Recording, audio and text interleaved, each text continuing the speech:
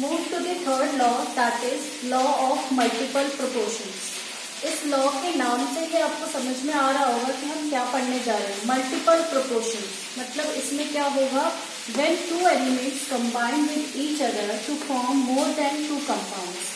जब दो एलिमेंट आपस में कंबाइन होंगे, ठीक है, और वो क्या बनाएंगे, मोर देन टू कंपाउंड्स बना सकते हैं, ठीक है। और ये लॉ किसने दिया था, ये लॉ दिया था जे डाल्टन ने, okay. masses of one of the element that combine with a fixed mass of other bear a simple whole number ratio to each other। इस स्टेटमेंट को समझने के लिए एक एग्जांपल लेते हैं। यहाँ पर मैंने एक एग्जांपल लिया है, यहाँ पर लिखा है मैंने CO, C for carbon, O for oxygen. इसको कंबाइनली हम बोलते हैं carbon monoxide, okay, carbon monoxide. यहाँ पर मैंने लिया है CO2, इसको बोलते हैं कार्बन डाइऑक्साइड।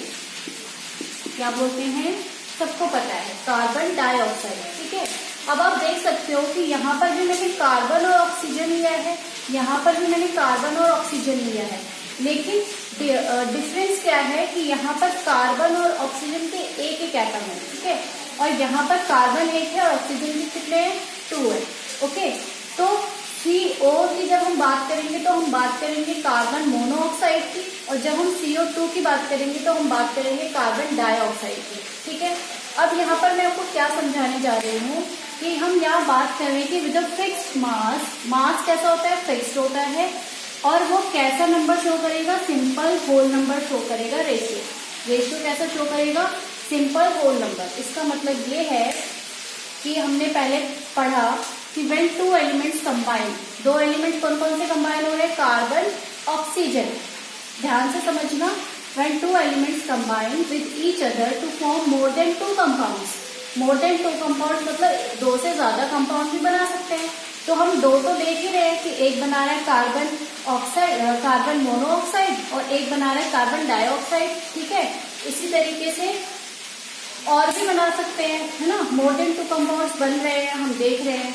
इसके बाद आगे का स्टेटमेंट फॉलो करते हैं, combine with fixed mass of other bear simple whole number. इसका मतलब क्या है कि कार्बन का मास कितना होता है, 12 ग्राम, ठीक है।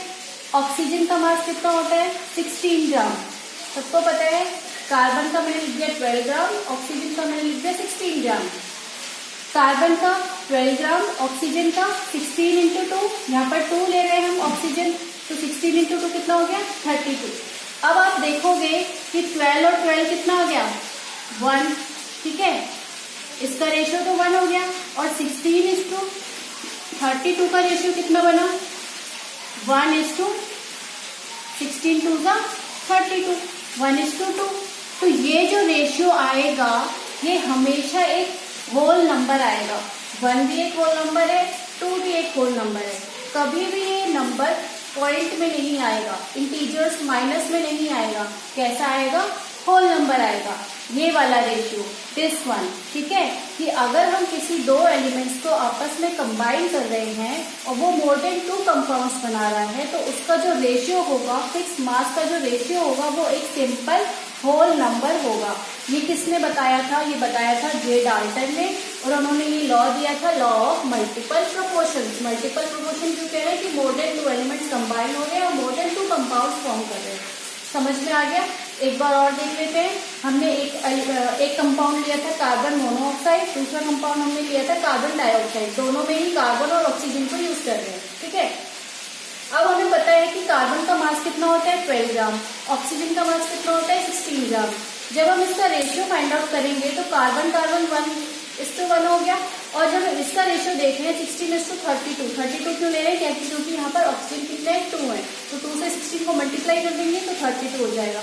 16:32 सिंप्लीफाई करने के बाद रेशियो क्या आ रहा है, 1:2। तो 1:2 एक होल नंबर है, कोई नेगेटिव नंबर नहीं है, कोई पॉइंट वाले नंबर नहीं है, ठीक है। तो ये एक फिक्स रेशियो है जो कि एक होल नंबर है, सिंपल होल नंबर। तो ये स्टेटमेंट क्लियर हो गई, ये लॉ क्लियर हो गया। एक बार दोबारा से रीड कर लेते हैं। When two elements combine with each other to form more than 2 compounds, mass of one of the element that combined with the fixed mass of other element bear a simple whole number ratio to each other. Clear? Very good.